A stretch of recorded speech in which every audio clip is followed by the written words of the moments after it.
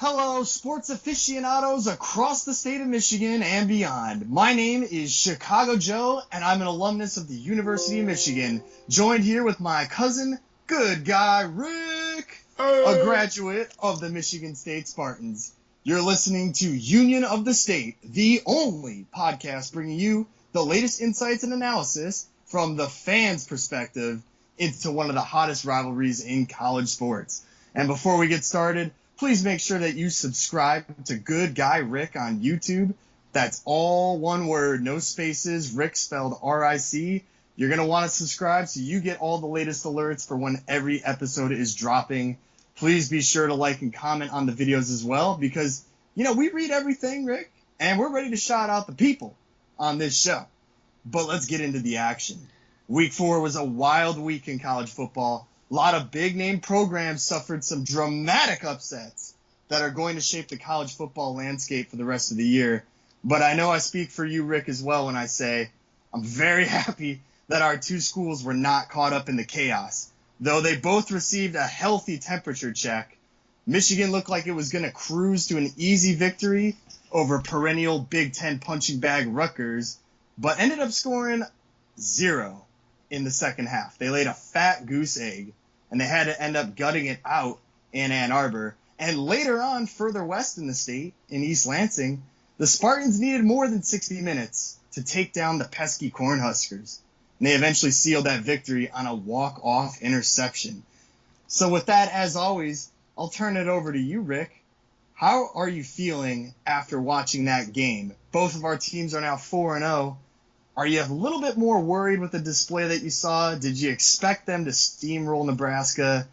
It's complicated because you got to be happy with the win, but at the same time, from a 0 to 10, 10 being your blood pressure is off the charts, and 0 being like, nah, we got this. How are you feeling right now after week 4? Joe, I'm coming in at a cool 7. We needed that adversity on one end. On the other end, it was a little tough to sit through. I'm not going to say I was, squeaky clean enjoying there. every moment. Yeah, exactly. But, end of the day, I don't think there are many Michigan State Spartans that said this team was coming in 4-0 here.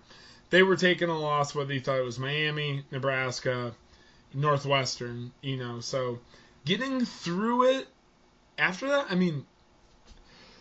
and I do not want to peel back the curtains and talk about my other football team, the Detroit Lions, but winning teams can win. Losing teams cannot. So that was a winning team finding a way to win when it mattered the most, and ultimately in what can only be, or after you win it like that, you need to make that a building block. You have to find a way to say that was a learning lesson.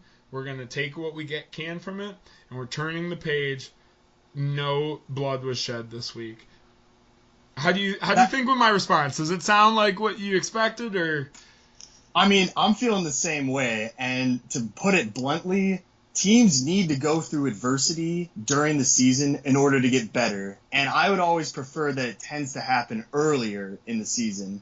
And most of the times when adversity hits you, you're obviously hoping that you bring out the win because that can prove to your team, hey, we've been here before. We can overcome this. We just need to lean back on what we learned from earlier in the season when this adversity happened. And this week, adversity did not come with the price tag of an L because, as we all know, both of our teams came out with the win. So I hope that both teams learn something about themselves for the bigger games that are to come this season, but also being happy that at the end of the day, they're still undefeated. And I'll shift that back to you just because we barreled into Michigan State there. So I just want your, and that's because we're eager to bring you this, edition of the Union of the State podcast. Like the video, subscribe, as my man Chicago Joe mentioned. But Joe, seeing that 20-3 score early, you had to be hoping for 40-6 at some point in the game, or let's say 40 points somewhere in the game. And this is just the MSU in good guy Rick coming out right now. But how did you take to Michigan closing on the clamps, shutting down Cade McNamara, who, let's just say, on statistically, maybe have had the best passing half of his season this year in the first half, and just really lowering the attempts, focusing on the rushing game, and just making, for lack of a better term, just taking the safe route in closing out Greg Schiano's Rutgers. Yeah, there's so much to discuss because it really was a tale of two halves. And if I was still a student at the University of Michigan, especially this early in the season, I probably would have left at halftime. And I hate to say that, but as a student, when you're playing cupcake teams, you kind of know where the game is trending towards, and you're like, all right, I think we've seen enough to pretty much say that we got this in the bag. But obviously, they didn't have it in the bag. And I am actually going to take the opposite stance from you. I was not happy with the fact that they completely seemed to abandon the passing game, which isn't really a surprise based on how the team plays. But as they continued to just try to brute force their way through Rutgers kept coming up with the last word. And they kept answering Michigan's runs with more stout defense and stacking the box, basically challenging Michigan to throw the ball, and they just didn't have an answer. And so they laid a fat goose egg, and the game was way closer than it should have been. If you remember in last week's episode, I said the spread was 18.5 points, and I still thought that, I was confident Michigan would be able to cover, but they did not. And one of the reasons for that is, again, I believe the stubbornness in the play calling. Michigan chose to stick to its identity, but ultimately had to rely on their defense down the stretch. Definitely nerve-wracking times. Start looking at some of the numbers. McNamara had about the same number of passing attempts that he usually does. He went 9 for 16. And in the first half, they were able to do really, really well with passing. So I thought they were going to continue that. I'm shooting from the hip here, but I think in the first half, he was something like 8 from 11 or 8 from 10 from passing. So, I mean, if he was. Basic math says, the guy was allowed to only take maybe that many shots, 8 in the second half, or if we're coming 10, 6? And then ultimately, So you're not really giving the guy a chance in that manner. No, they weren't. And again, if it was so successful, they were busting off some big chunk passing plays in the first half that ended up setting up 2 consecutive touchdowns. And it looked like the game was going to be sort of a steamroll type fest, a typical game against Rutgers. But again, I just don't understand why they were so conservative. I think what ended up happening is they went into halftime and they sort of said to themselves, hey, this is in the bag. We're just going to do what we usually do. Run the ball and overpower the other team physically, and give all the credit to Greg Schiano and Rutgers because they stopped that in its tracks completely. So they had an answer for what we were going to do, and ultimately that's why the game got so close towards the end. Michigan needs to learn from this, as we've mentioned. Don't abandon what's working for you. You got to keep your foot on these guys' necks. Full throttle. The entire game, all 60 minutes, and don't give the other team any hope that they will be able to come back and win the game. Now, this is a college football and rivalry-based podcast, but, financial advice, diversify. I think that's what we're trying to hit on here. Michigan needed to diversify that offense a little bit against, let's not say, because this is, as we mentioned last week, not your father's Rutgers. This Rutgers is going to take some, they're going to take blood this season or next. They will knock some people off here and there if you underlook them. But ultimately, the game never felt like, from what I saw, and I was tailgating in East Lansing for most of it, but it never seemed like it was a threat for Rutgers to win, but you just wanted to see more aggressiveness. You wanted to see some shots downfield, going for some daggers from Michigan. And again, I like Cade McNamara. He's a football player. And we were, I'm a Connor Hayward guy. We like football players on this podcast. But to give him the chance to even make mistakes sometimes might be a mistake in its own.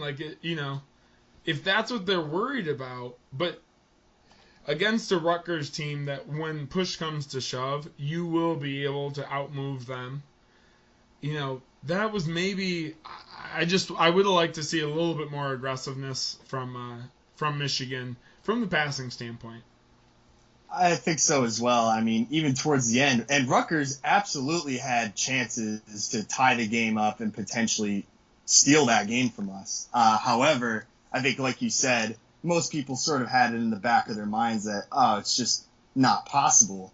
But again, the window of opportunity for Rutgers continued to expand as the game went on because, as you mentioned, Michigan didn't really put their offense, in a position to seal the game and put the final nail in the coffin.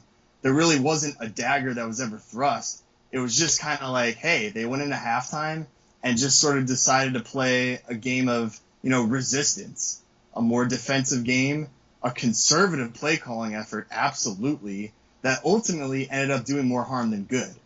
And that's what I'm talking about. Michigan's got a big test coming up this week against Wisconsin, which we'll get into. Wisconsin has a very good defense. They're going to have to prove that they can play a full 60 minutes because they're not going to be able to just rest and decide that, hey, we've done enough, we've scored enough points, let's just hope that our defense can carry us from here, because that's not winning football. That's not how Alabama plays. That's not how LSU played when they had Joe Burrow. And all the other good schools in college football, they don't stop after halftime. I think it was a critical mistake and just sort of another reason why I think a lot of Michigan fans have doubts in Harbaugh and just the direction that he's taking with this team. So that's my main experience from watching this game. The running was there originally because the passing was so good, it opened up the runs. And in general, when you have both phases of the ball going, it's very complementary football, where good passing leads to good running leads to good passing. But once you decide to do one or the other, becoming one-dimensional, now everybody knows when you're going to pass and get into predictable passing situations. And that's not Michigan's style of football. Because once everybody knows that they're going to start to pass or they're getting desperate and they have to make a big play via the air game, that's not how they're going to win the games this year. They need to be fully complementary from start to finish. I need Braylon Edwards. I need Mario Manningham. I need targets. Where are these targets on Michigan's wide receiver, corps here that we're looking for? And when I say looking for as a State fan, we're hoping we can match our best 5'10" corner on, and that they actually get the upper hand on them. But, that being said, is it after, and I hope all's well to Ronnie Bell, with that injury happening, is that where this is coming from? Or do you think it just is more the receiving corps need to reload and maybe the quarterback isn't the most capable in terms of bringing receivers up with him? I think it's a combination. Bell being out is a symptom of the larger problem, in my eyes, that Michigan is simply unwilling to exploit the other team via the passing game. And you had mentioned it earlier in the show, they're not giving Cade McNamara enough chances to prove that he can do it, because even when they pass the ball, it's usually very simplistic. The exception being in the first half when they were taking shots downfield. They were, classic Harbaugh schemes, the tight ends running down the field, up the seam. I was going to mention the tight ends. We need more tight ends for Jake McNamara. Or Cade McNamara, excuse me. I think you're thinking of Jake Butt. Michigan's. No, I was combining two there, but where are the tight ends to help him? Like they're just not letting the chain off him. He's on lockdown. Yeah, just to finish it off, Michigan moved up to 14 in the rankings, and just by using my eyes, I don't think they passed the eye test of being ranked where they're at. I've been saying it, Wisconsin's going to be the first major test. Now they're unranked after getting clapped by Notre Dame in a game that was actually pretty close here in Chicago for the first three quarters. It's still going to be a big game. Michigan hasn't won in Madison in over 20 years. And I know Wisconsin has a very similar offense as well. So it's going to be kind of a fire versus fire, if you will. And we're just going to see who burns the brightest. So Well, we'll turn it over to Michigan State, though, because I know we'll have some Wisconsin talk here in a couple minutes. But Michigan State, they also struggled, and that game actually did end up going into overtime. But there was definitely some differences between the way Michigan State played versus Michigan. So why don't you go ahead and break those down for us, Rick? I'll get into this here. First and foremost, we just have to say that, maybe Nebraska is a little bit of mislabeled this season. But to that being said, I think ultimately the labels you'd put on them ended up being, the late difference makers in this game. Their defense is stout. Adrian Martinez, for any jokes I can throw out about Adrian Martinez, they'll say Connor Hayward has been here twice as long, and I can't rip him back on that. I remember in a nasty 7-6 Nebraska win out in Lincoln, Connor Hayward had, I think, an almost touchdown run that would have made it a 7-7 disgusting slobber knocker, but they haven't forgotten him, which I appreciate as much as, we haven't forgotten the Adrian Martinez name being around campus. But, Joe, if I go back to that last podcast, I love you.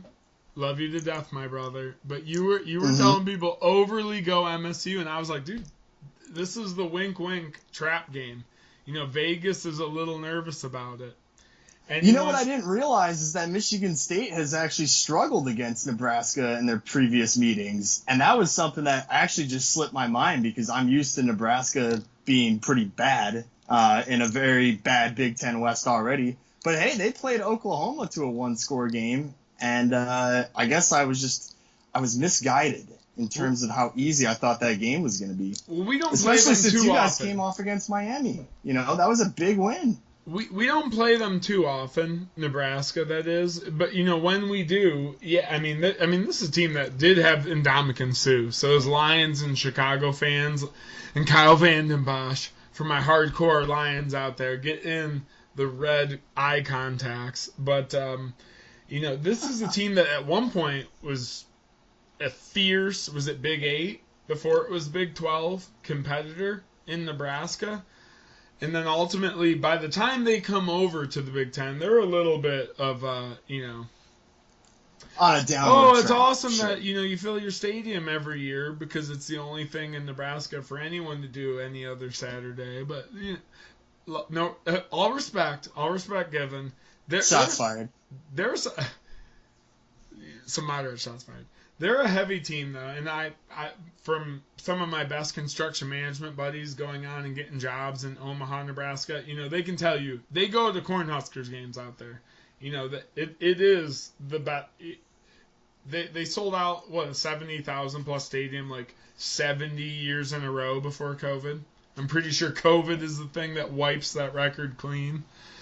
But that they're a great traditional football program. I'll give them a lot of credit because, like Rutgers, they're better than they've been basically in a long time. But unlike Rutgers, I think Nebraska recruits fairly heavy for football every year. Now, I mean, this ain't basketball season, so we're not going to torch any of our basketball compadres right now about Nebraska's team because that is your bottom dweller of the Big 10-14 or the Big 14, excuse me. But as far as football goes, there is some respect on the brand. They have not lost it. Rutgers 3 years ago down and out recruiting. Nebraska and they're not a football program traditionally like Nebraska is. No, they're not. Nebraska is in that area. You're getting a lot of badass players, whether it be like some of the old Samoan bad boys that they used to be able to recruit. It's not quite BYU in that regard, but as a rugby guy, I know that the roots that they're recruiting at, and they're doing it for a reason. They're getting some salt of the. We've had Damata Pecco and Fo Finoti here at MSU, so it's a similar style of elite playmakers when you're just looking for those West Coast. I mean that goes with any school. the West Coast players that they're recruiting out there just come at usually a higher level than what at least State's been used to with your Ohio's, your Indiana's, being that we're not the top guy recruiting. But that being said, I knew Nebraska had playmakers. They had a quarterback who's been in that position for years. So not like State, whereas we're literally that was game 5 of Peyton Thorne's starting career there. No, well, he had one last year. Penn State last year, which he was winning at halftime, and before Penn State was like, okay, well, here's the Nagy, and we'll follow up with the swirly at halftime, my friend. But so he, but it was good to see him see adversity with a roster that could handle it. Because that was not the case against Penn State last year. There were even players that transferred out of the program immediately after the game. One of them caught a touchdown pass in the first half. It was a different team last year. And obviously, I will just put a bookend on it and say Chaz Fitzpatrick taking that interception in overtime away from Nebraska. But could you find 7 players to block less on a return back? Ultimately, there's the one hate from it. Heard that on the radio initially, and then ultimately seeing the blocking back, it was like they maybe could have put him in for the game winner. But there's just a different level of athlete on the field for MSU, a caliber that can play with Nebraska. Not to say all day, because that Nebraska defense is going to give fits to everyone.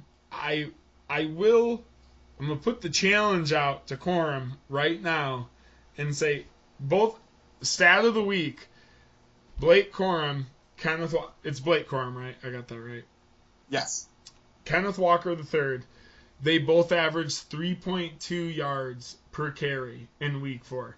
Both of them. Your 2 Heisman watch list players from the programs are both stuck in the mud on, 3.2 yards is not nothing to, shrug to. But I think this week is going to come down. Can Corum outproduce that? And then in Walker's case, can you get on against a team in Western Kentucky that is not suited defensively for you versus, MSU's defense that's going to be tested itself is obviously the cornerbacks. In Nebraska, we can't be mad at that win. Winning teams find a way to win, as I mentioned earlier. We can't be mad at that win when Oklahoma can barely shut off Nebraska. Right. And obviously no one thought 4 games in State would be any sort of comparison to Oklahoma. And there really isn't, other than, yes, we both skirted away from a Nebraska team that was trying, to put some respect on the name there. Certainly. I think this begins an interesting part of the schedule for Michigan State because I said this in the last episode. You're playing Western Kentucky this week. Then you play Rutgers, who obviously we've been talking about them a lot.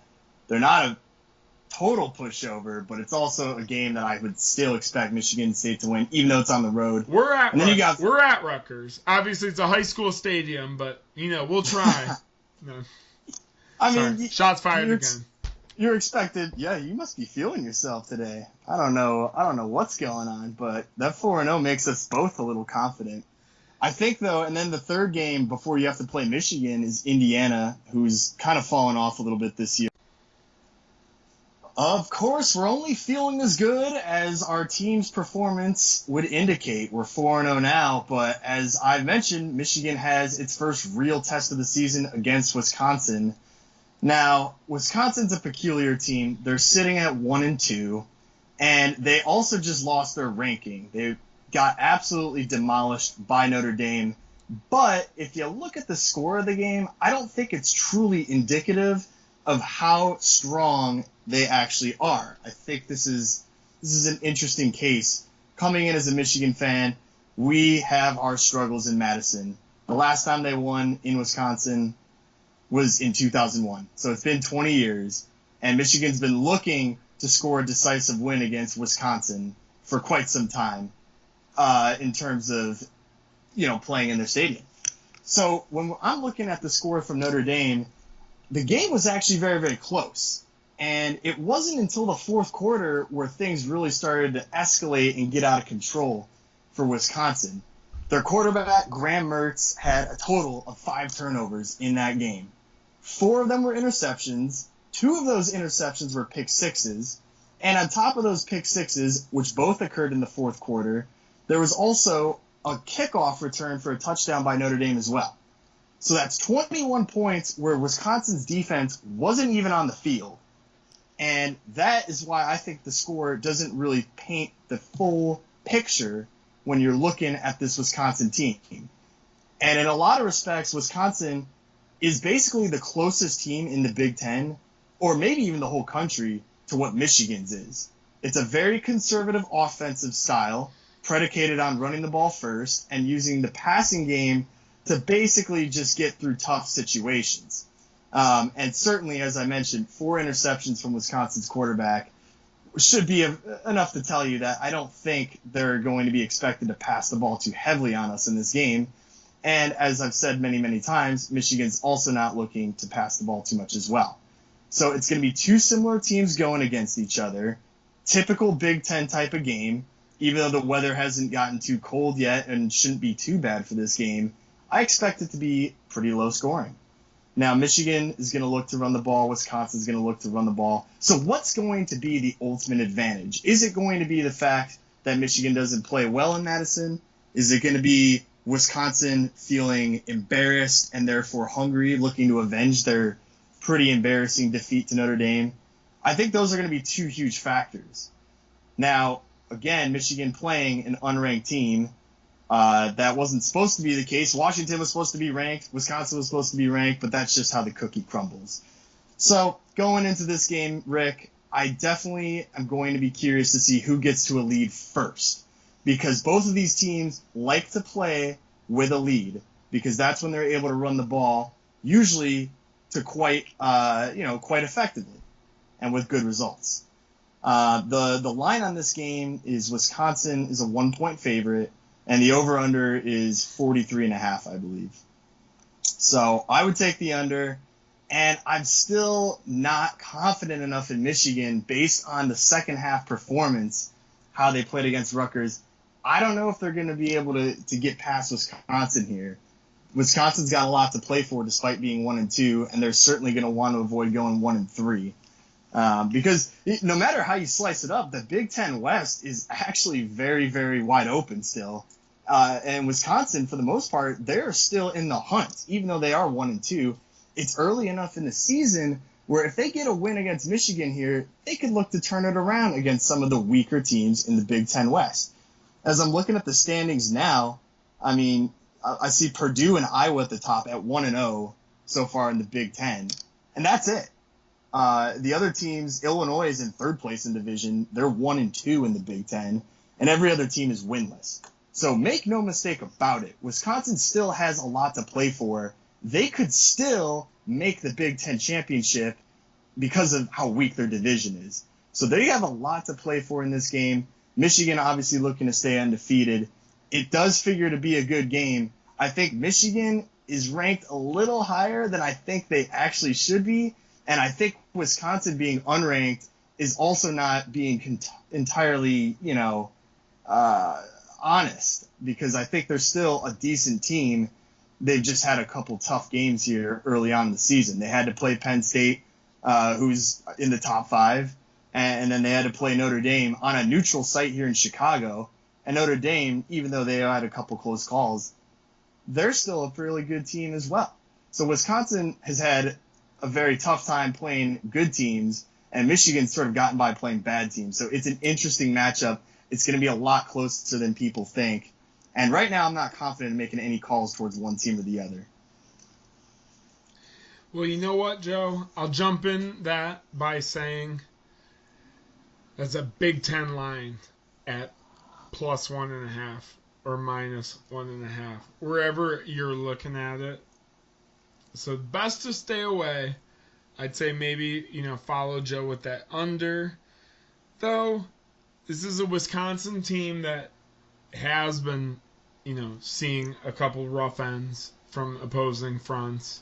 And I think Michigan has the physicality up front on both offense and defense to still shell shock them, but it'll ultimately be a 4-quarter game. That could be a tale of two halves in that Michigan game, or it could be, just a shell or a slobber knocker all the way through there.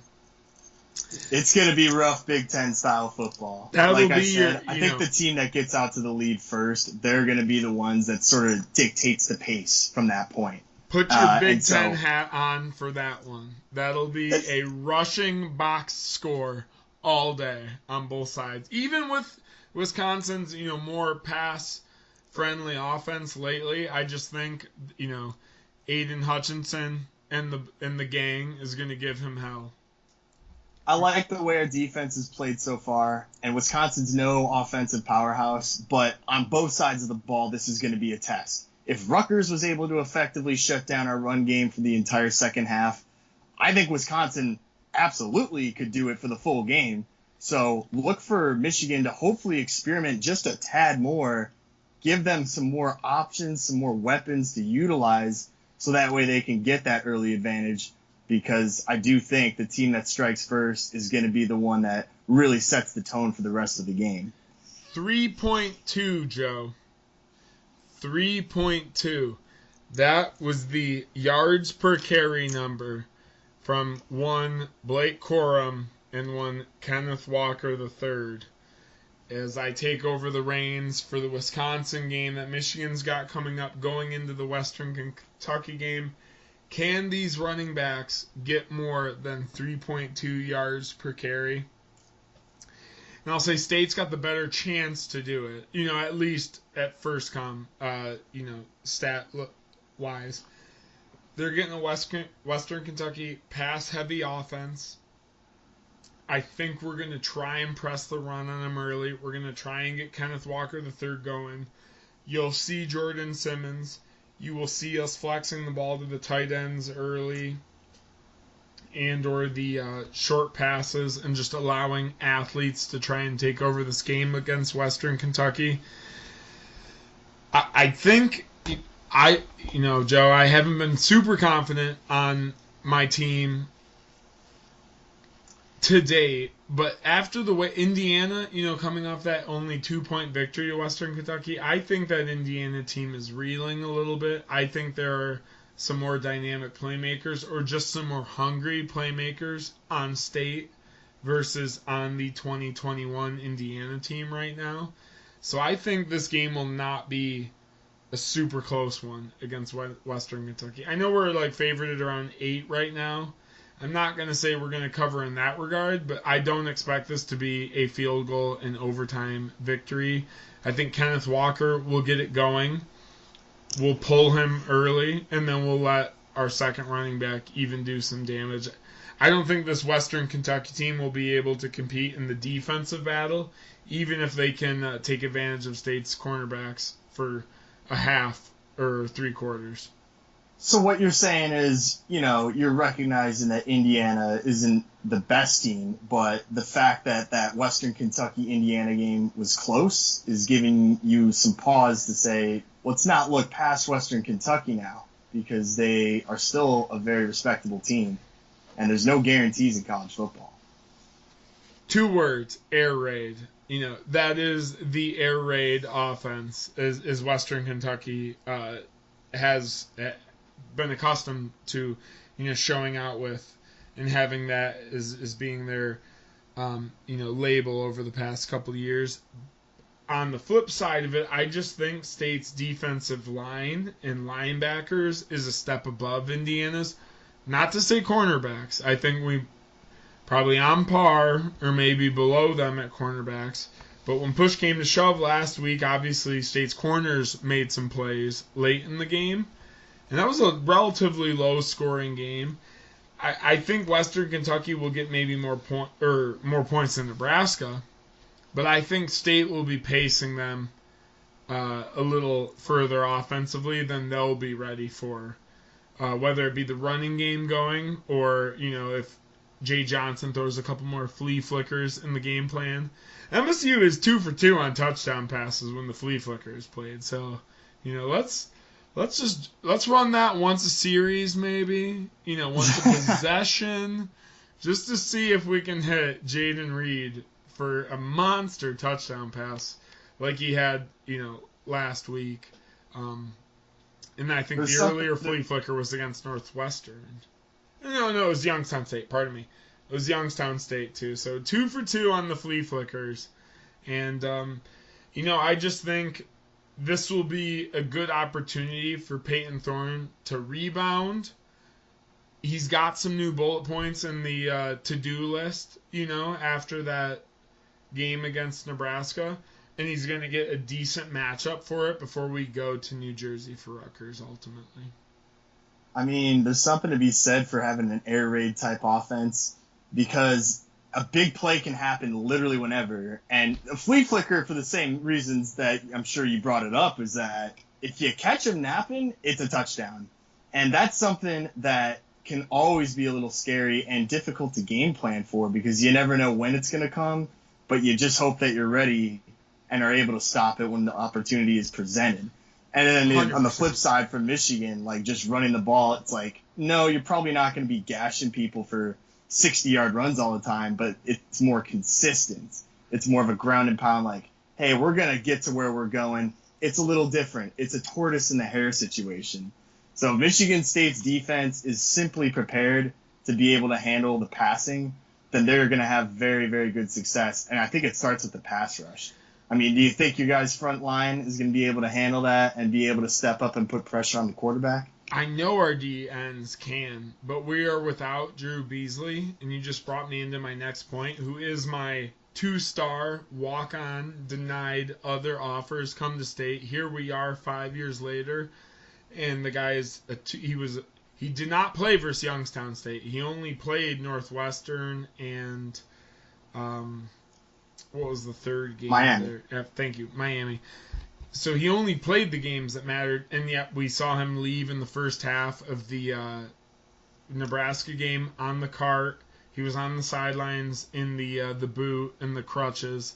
So not a good sign, but there are DNs aplenty ready. Drew Jordan's coming after him. Jacob Panashuk graded as one of the highest DNs ever in college football after that Nebraska game, number 96. So he's going to keep it going, and he's only here because of the 2020 free-for-all year. That would have been a senior year for him last year, too. So he's someone who's gunning out there. The DNs are going to make life hell on Western Kentucky's quarterback. I'm going to be honest, and even the D tackles are going to, blitz heavy. It's really, it's odd to say that, like, obviously our secondary is the hole in the armor there. But Xavier Henderson had 17 solo tackles against Nebraska. That's our starting safety, 4th year starting safety. So it's like, can you, is obviously that must be the hole in the armor, the chink in the armor, as you will. But for him to, close the gap like that for 17 total stops, I just think ridiculous. I'm gonna give Adrian Martinez maybe a little extra respect right now. I'm going to give his receivers a little bit more respect. I think when Western Kentucky is in Spartan Stadium, they're just not going to find as much success. I think the holes are going to close in on them early. The openings are going to disappear by the third quarter. I think they will be drowning in Mel Tucker's deep waters come the fourth quarter of that game. Everything points towards Michigan State in this one, Rick. It's another night game. I know Michigan State is looking to sort of show their home crowd that, we didn't deserve to go that far in the game with Nebraska. We're better than that. And having an opportunity to play a team like Western Kentucky, no disrespect to them, this is a good little medicine game, as I like to call it. They're going to be able to sort of recover in the sense that they're not playing another super difficult opponent. They can actually look to make meaningful strides towards improvement against a team that should be able to present more opportunities for those opportunities to shine. Yeah. And no attack on you, but you can't say special teams until further notice are a part of the game. So as long as you give, and I want to get into it quickly before we completely turn, away from not only last week's games but to this week's games. We both need to recognize a player of the week for week 4 for both of our respective teams. And even though I'm talking here about special teams, and you'd think Jaden Reed will be my special teams player of the week, it isn't not ultimately the punt return that got the game to overtime that matters, but it was the fact that our punter, Bryce Behringer, rocking the glasses and full, continues to be a weapon on the line for Michigan State. I mean, this is a guy, I went into a story last week, former walk-on.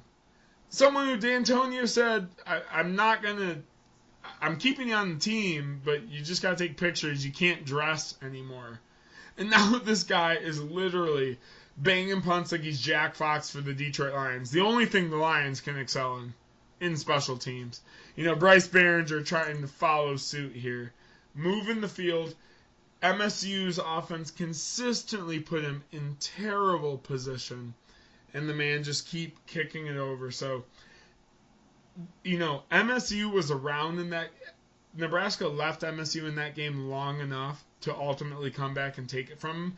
But MSU's punter is solely the reason why we were there at the end of the game, because he never once got a punt blocked by him. He never once got a punt returned on him. And he never once kicked one for 20 yards to the middle of the field. I mean, every time the guy was called on, he went above and beyond. I mean, this guy is, like, we talked about him not even being on rosters 2 years ago. He should almost get NFL tryouts across the board with where he's going. He goes to Miami one time, and he ends up, like, every ball he comes back with has got that, Southern Hemisphere flight to it. He's just drilling this bad boy. So, I'm sorry to hijack it like that, but I had to steal it. Who was Michigan's player of the week against that Rutgers team ultimately down the line? I'd like to just give it to the whole defense because they were obviously the side of the ball that Michigan leaned on to really secure the game. If I had to give it to one person, it would be David Ojabo, forcing the basically game-clinching fumble against Rutgers. Got them to fumble it because they had a chance, like I mentioned many times, to take that game from us. Jake Moody misses a field goal that had Michigan made it, they would have been up by 10 points. The game's over. But they missed the field goal. Rutgers takes over, and then 2 plays later, David Ojabo forces the fumble, and that was the reason the game got sealed.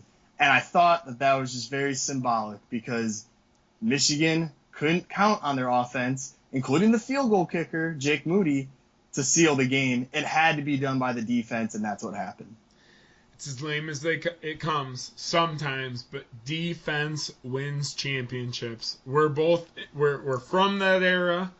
You consistently see it, going back as far as the Baltimore Ravens winning the Super Bowl championship, and then up until, who was that, the New England Patriots stifling the Rams, a couple years. Obviously, Stat Pafford how about my out Bears there. too, though? My Bears in 2006 with Rex Grossman went to the friggin' Super Bowl. I wish he took Peyton's kneecaps, as Dan Campbell would have said. I wish Rex Grossman was taking kneecaps then. Mushi Muhammad, Spartan legend, with him. Man, I'm just saying, I agree with you. We're both fans of the Big Ten. We know that defense wins these games. If we were Big 12 fans, we probably wouldn't feel that way, but that's just the reality of it. You can ask Nick Saban with Alabama. He feels the same way. So, and Clemson and Georgia, for what it's worth, even though they had pretty good offenses to go with it, their defenses were always the star of the show. But now from good defense to the best offense, Joe, why don't you read us our fan question of the week, talking about the best tailgate experience that you can ultimately get into. And I'll let you take the lead. Why don't you set it up from our listener here? This comes from Autumn from Michigan. She is the first person to submit a question to our podcast. Love to give a shout out to her. Thank you for being a fan of Good Guy Rick and Chicago Joe. This is what we do it for. We love to hear from the fans because we're fans ourselves. Remember that you can submit your podcast ideas and questions to unionofthestate@gmail.com. And here's the first question. She asks, what's your favorite tailgating memory? I like it. Simple, short, sweet, and everybody's got one. Rick, why don't you kick it off? Well, I'll try and keep it at that simple, short, and sweet. Well, I'm sure we all have a tailgate memory that maybe could be our favorite, but we might not be able to,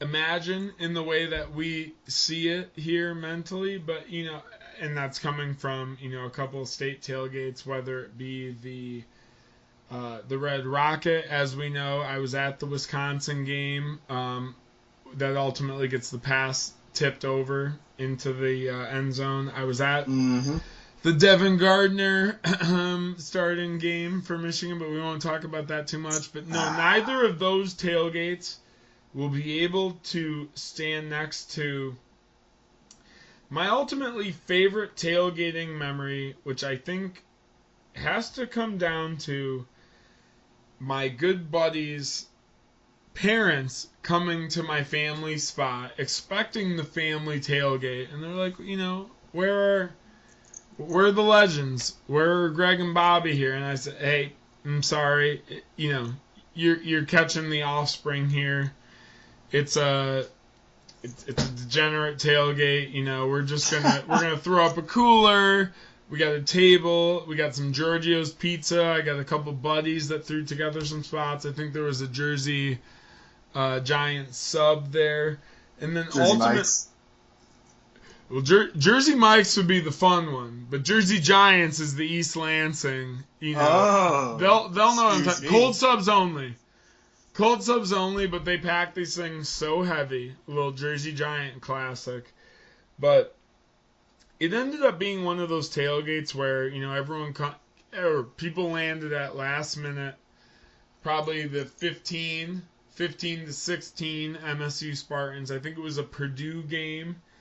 And, as much as Mark D'Antonio would be, furious at me if he heard this story, it was just one of those tailgates where the party was just so good, where a couple of us started saying, you know what, let's just sell our tickets and keep tailgating. And then word got around that that's what's happening, and I think there was just a series of people from the tailgate selling their tickets at, well, thank God for the 2015-2016 season, face value. And people were picking them off for face value there, as we all decided to just tailgate ultimately through the rain. It was a rain game. It's the famous Purdue rain game, if anyone was in Spartan Stadium for that one. So we're watching it on the tailgate next to us that's got the TVs going with the generator. We're under our tent and a half here, having a great tailgate. But ultimately, there were greater tailgate parties. There were greater tailgate events. But it was just that, I think in unison, about 6 people with at least 1 or 2 tickets per all decided to sell their tickets last minute. All at least got their money back. And then ultimately we just watched the game on TV and tailgated. Now, is it the greatest tailgate experience ever? But that being said, that's when you're on a winning team, where people are just coming there to tailgate and hoping they can buy tickets at face value. Sure. Well, so much for keeping it short and sweet. That was a movie right there. Well, I will wait for the biopic to start, recruiting. I will look for I was going to say Chris Pratt, but he's definitely too young to play me. I need some old fucker at this point. So we'll go from me to you, Joe. What is your favorite tailgate experience? And, I've only tailgated in Michigan, to be honest, for professional sports. So you're someone who's got the Bears lifetime. You obviously got the Michigan fandom, I've only been in Ann Arbor twice for tailgates, I think. Ooh. What is your greatest tailgate story? There's a lot to pick from, and you mentioned it. I've been to Michigan State, actually, to hang out with you before on a couple different occasions, especially at that legendary tailgate, so I'm well aware of that. You were probably at there. Some of those tailgates where we were selling tickets, like just to I was. Well, a couple of times, too. Grandpa Sam had an extra seat for me, and I went one time with your dad to go watch the Michigan State game in 2019. And that tailgate experience was fun. And I had gone, I believe, 2 years earlier to a similar Michigan State game. But I'm going to pick a different rivalry to hang my hat on for this question. I'm going to go with the second ever football game in my college career, which was Michigan versus Notre Dame in 2013. It was only my second game. I was a freshman at the University of Michigan. And it was the first ever time that I realized, like, tailgating for night games is tough because freshmen don't really know what they're doing.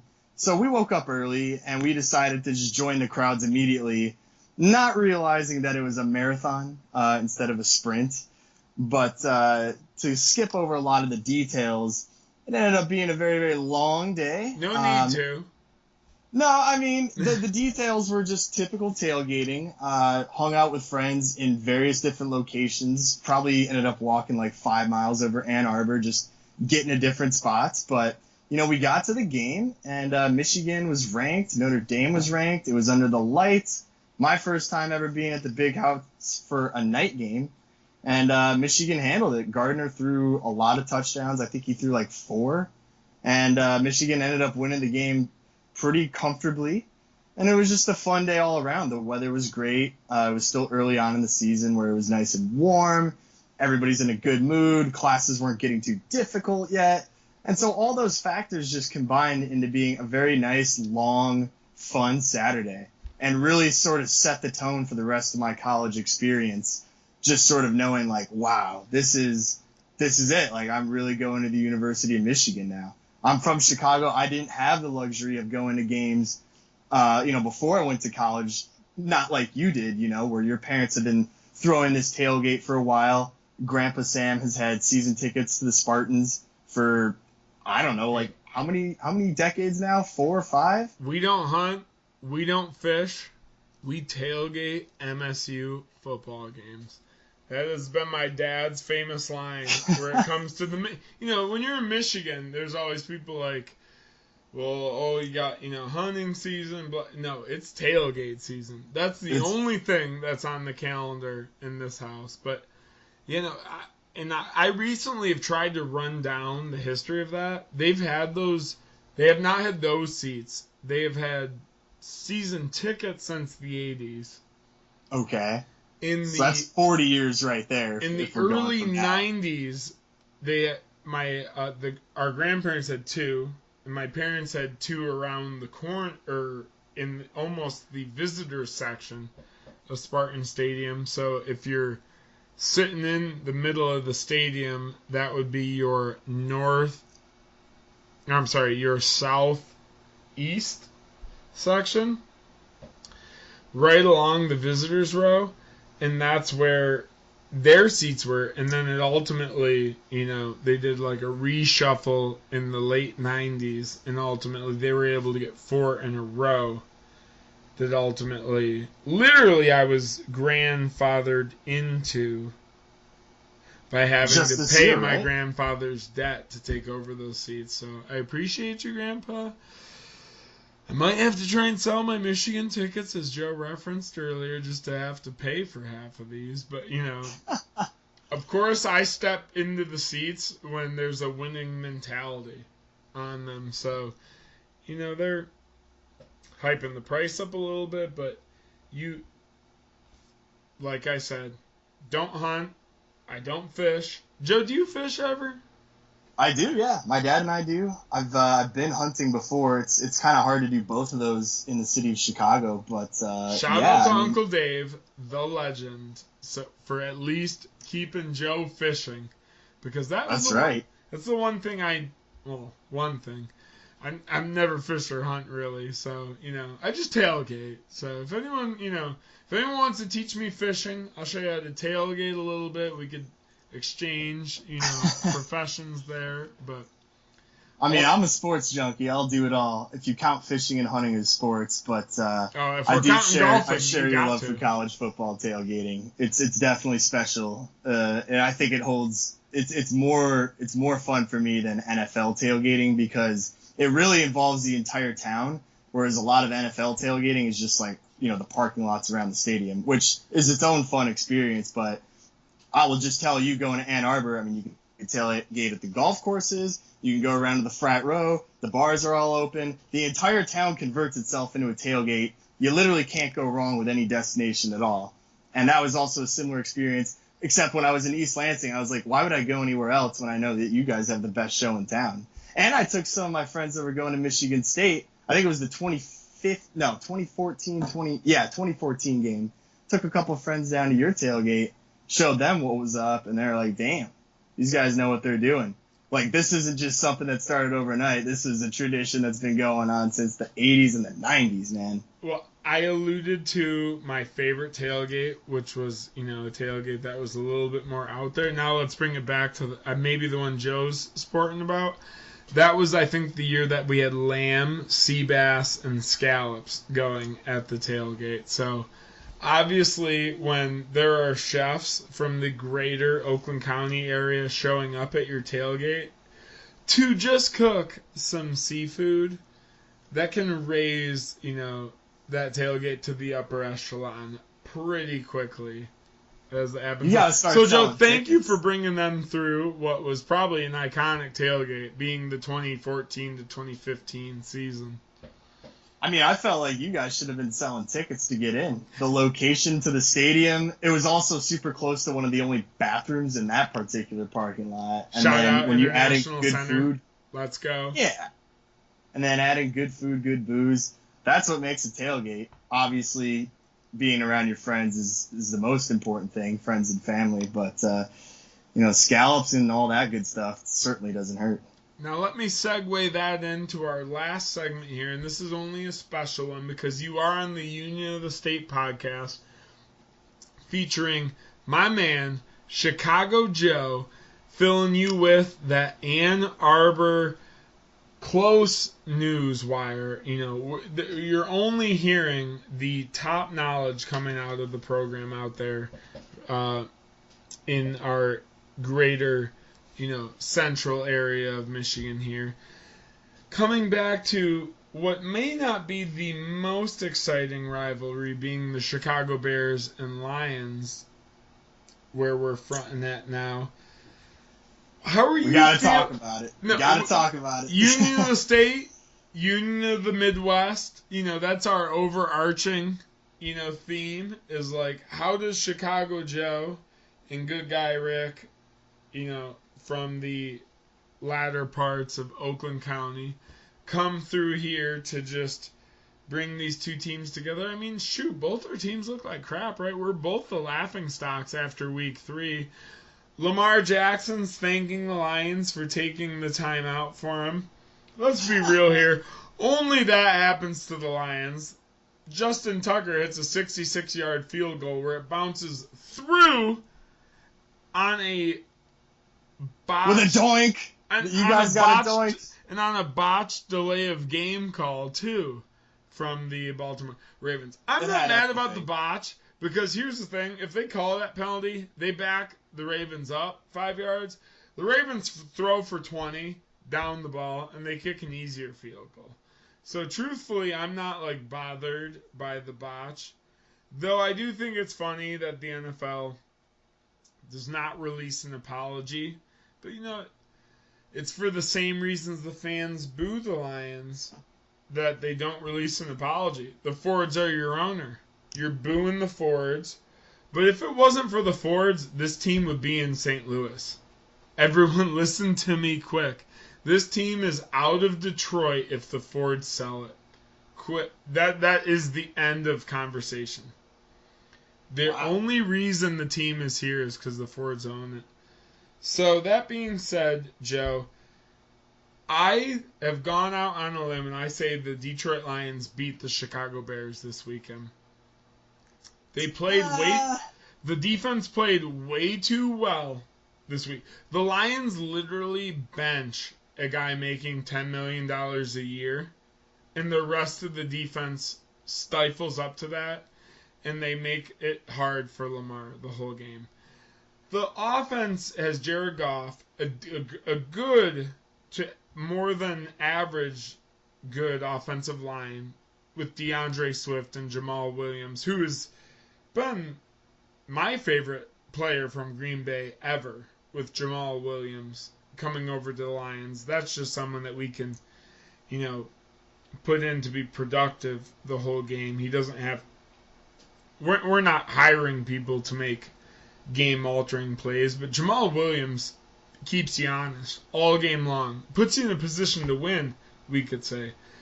I think unless Justin Fields has this Mitch Trubisky, coming out party game here, they're going to rough the Chicago Bears up because Matt Nagy is truly, as the headlines are saying, a detriment to Justin Fields.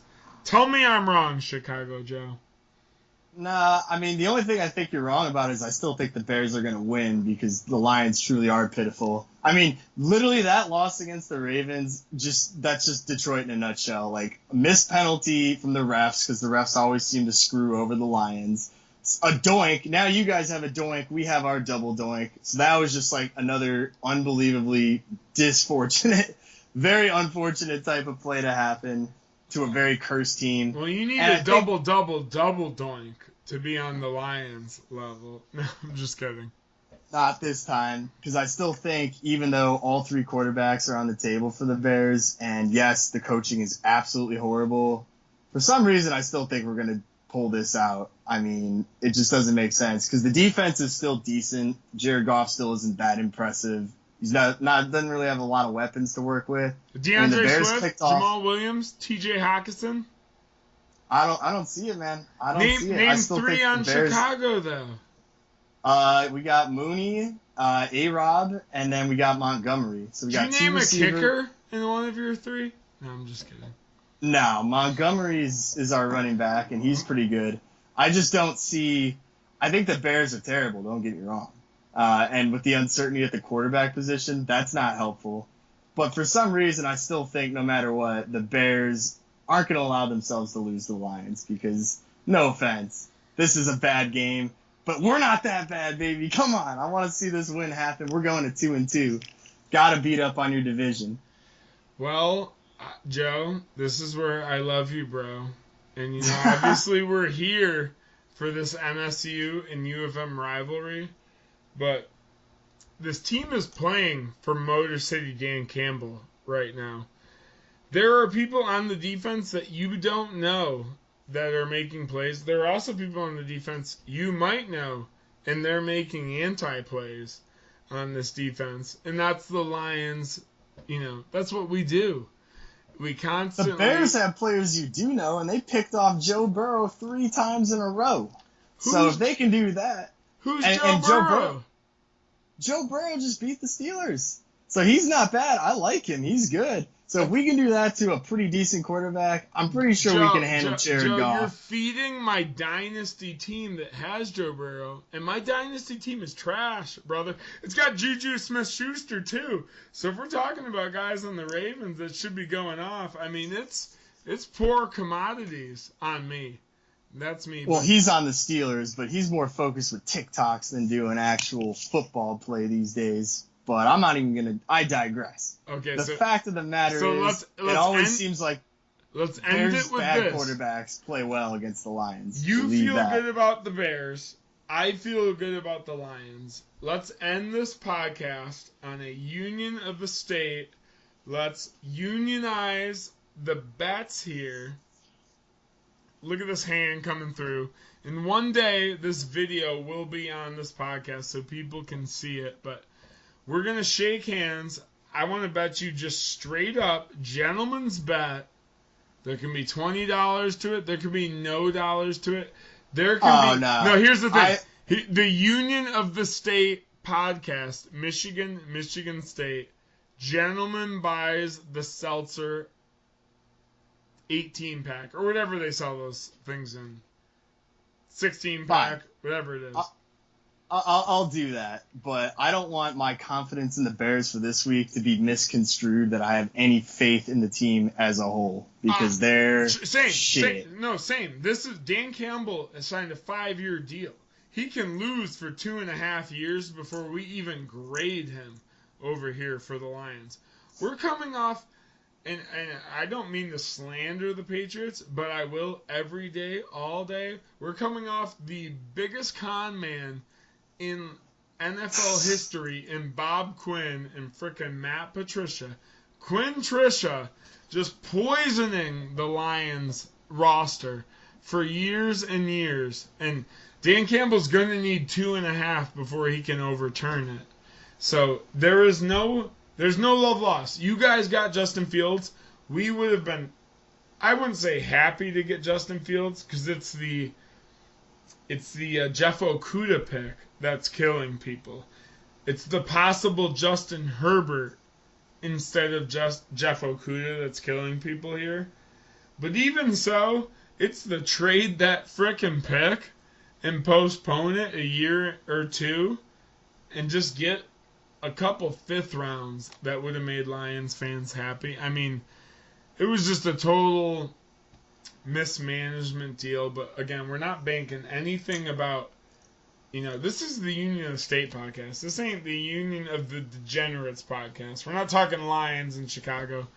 But for the fun, I think we should just put a little $20, a case bet. No $20, a case bet on it. Lions, Chicago Bears, loser brings the case for the Michigan State tailgate. All right, I'll agree to that. It'll be essentially worth $20 anyways, but as long as I know it's going towards a good cause, then I think I can put my money behind my feelings on this one. I was going to say, you have to drink half of the, seltzers there.